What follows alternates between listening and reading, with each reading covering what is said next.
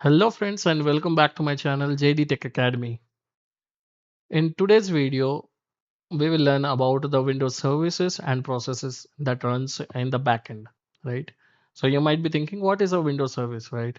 So Windows services are background programs. These are the tiny programs or the micro programs that runs uh, in the behind any application, right? So just suppose if you are running Microsoft Word and you are interacting with the Word application, but you're not interacting with any backend services.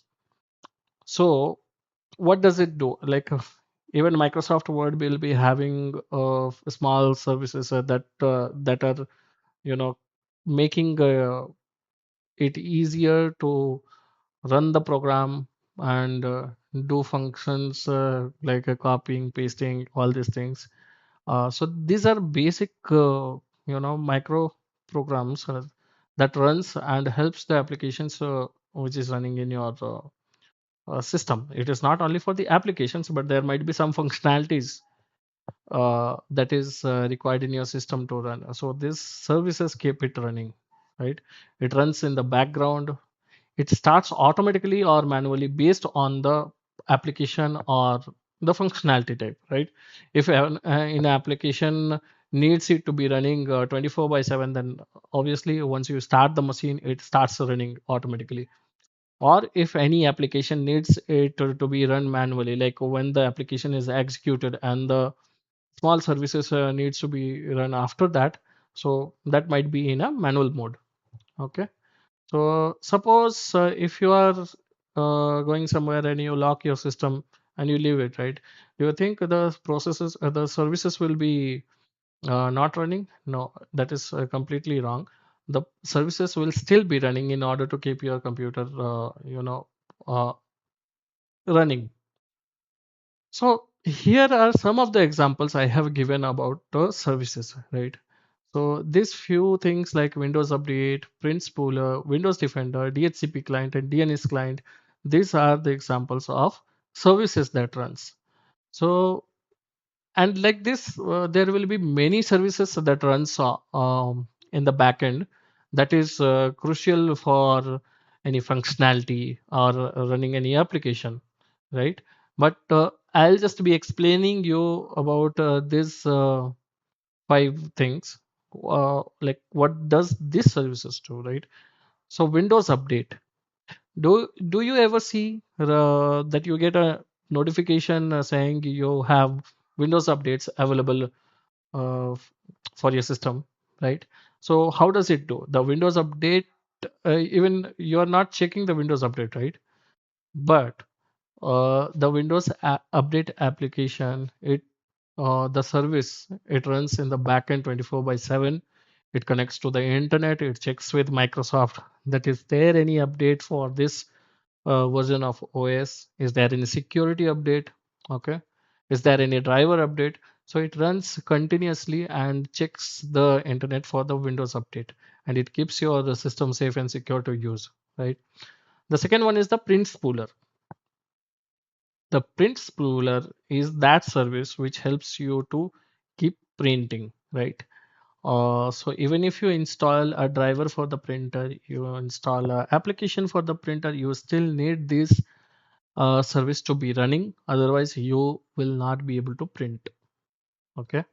The third one is Windows Defender. Windows Defender, uh, it helps you to keep your system safe, right? Secure from antivirus, from viruses or any spyware or adware.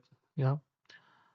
The fourth one is DHCP, DHCP client, that is. So what does a DHCP client do? As in my previous video, I told you about the DHCP concept, right? How does a machine receive IP address directly from the DHCP server, right? Automatically. So the DHCP client is what makes it happen, right?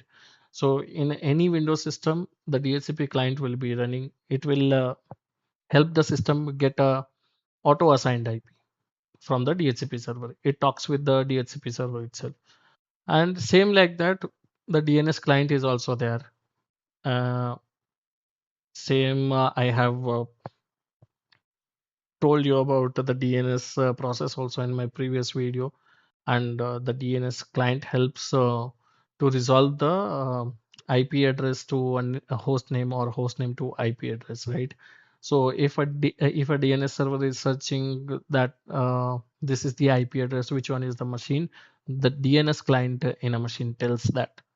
Okay, so these are few basic services that runs in Windows, but there are many more services that is integrated into the operating system, and additional services you will get once you install any application, right? So let's understand the service types. So what are the service types? There are four service types. The first one is the Win32 services. So these are the traditional services that run in their own process, right? So these are from the operating system. Okay. So once you install an operating system on your device, so these Win32 services keeps the operating system running. Then second one is the driver services. It controls the hardware devices. So these services basically like the print spooler. It controls the hardware devices that is connected to your laptop or maybe a desktop. Okay. Third one is the on process services. So runs in a dedicated process. And for fourth one is the share process services. Shares a process with other services to save resources. So these are like on process services is mostly for the applications that are running. Once the application is executed and it has the few tasks to do, few functionalities that are there, and so they depend completely on these process services. Okay, and the fourth one is share process services. Shares a process with other services to save resources. What does that mean? That means like there might be some services, okay, which is being used by multiple applications. Okay, so though they always need one kind of service, and that makes sense. They don't need to use any additional service, and that will not use any additional resource also. So they share it, right? So there are many OS related services also which are used by different applications. Okay. Now the third thing is startup modes. So these are the startup types that is available in services, right? So what do they do? Let's understand one by one.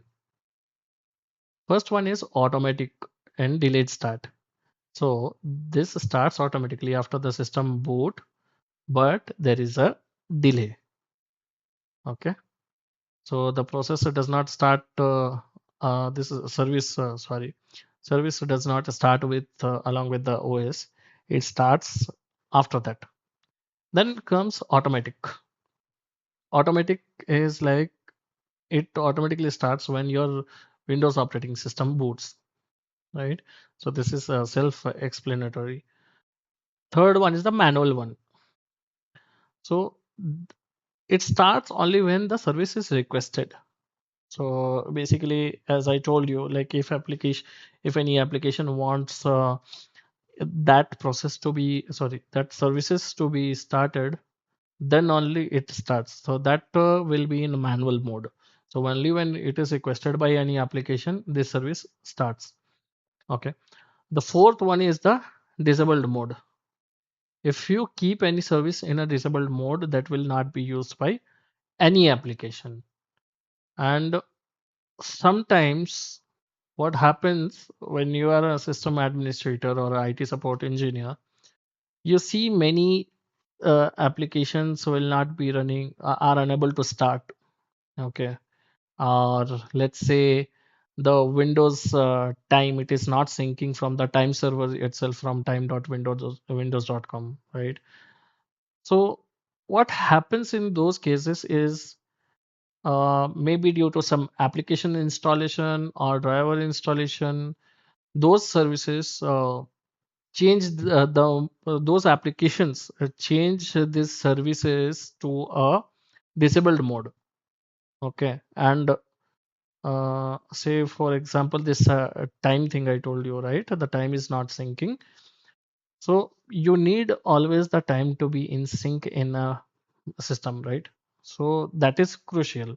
That is important for many things. Actually, the time should be syncing with the time server, but it is disabled due to some application installation.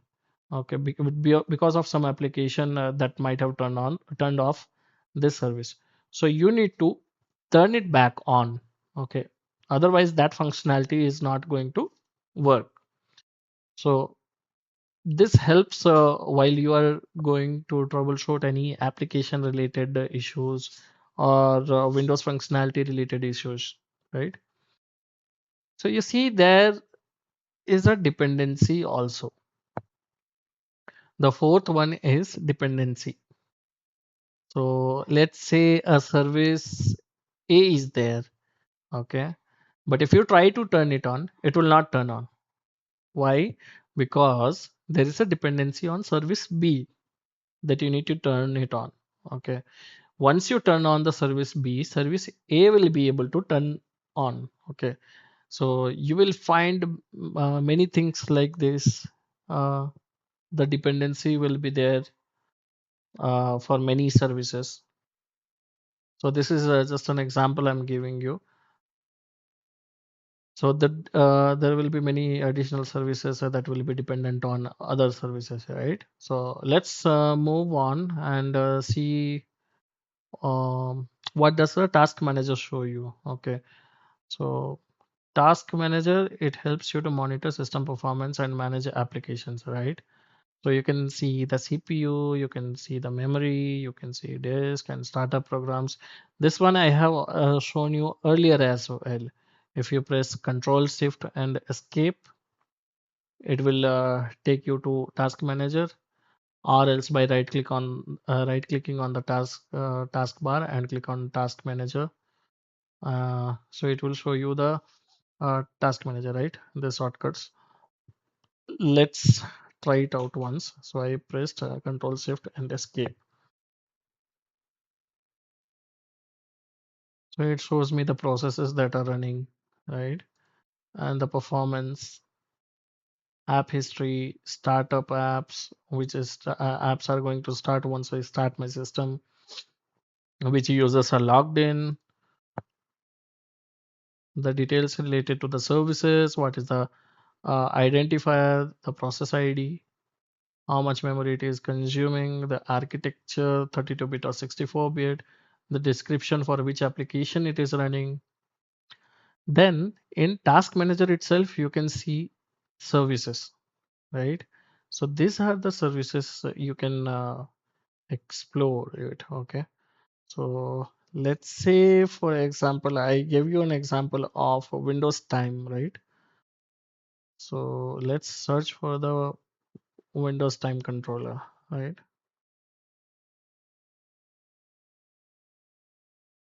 This one, it is for Windows Update. You can see WUAU serve, right? This is for Windows Update. Currently, it is stopped. I have kept in stopped mode manually. Okay. I don't want the updates to be run at the moment, so I have kept it on stopped mode. So my Windows won't go to internet and search for the updates. Similarly, there is other process also here, right? So let me, yes, I will just arrange it like this. So you can see Windows time is there. W32 time, that is the process name, and Windows time is the application name, right? So it says stopped, but it is, let me see, just double click, and my system is not syncing with this, with the internet currently. I don't know why it was stopped, but I will check on that one. So this is basically required for the time to be in sync, right? So let's search for something related to a application. Okay.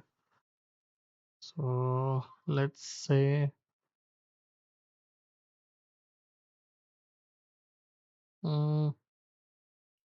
HP Audio Analytics. So this is additional application that is installed in my um, laptop. But you can see this is the process. So this process helps that particular application to run. So this is this service. It is being used by the application itself, right? So you can see the commands that I can use here. I can run a new task, can stop the selected services, restart the services, right? So these are some of the basic things that you can do in Task Manager. Okay. So you can see the process troubleshooting. It shows a high CPU usage, memory usage, and hung applications. You will come to know using the Task Manager itself, which I have already shown in my previous videos and currently also in the current videos, right? So you can go to the resource monitor and the task manager itself, and you can see these things like which resource is being utilized more by which application. And then again, you can check in the task manager under the process segment, like what are the processes that are running inside your laptop or desktop. So for today's video, this was the basic the concept related to services and the small processes. Um, I hope you have understood these things, and as I always suggest, go to any of your favorite search engine. Maybe it can be Bing, or you can go to Google and try to search more about it, or try to gain understanding about the services. What is the dependency on the service? Um,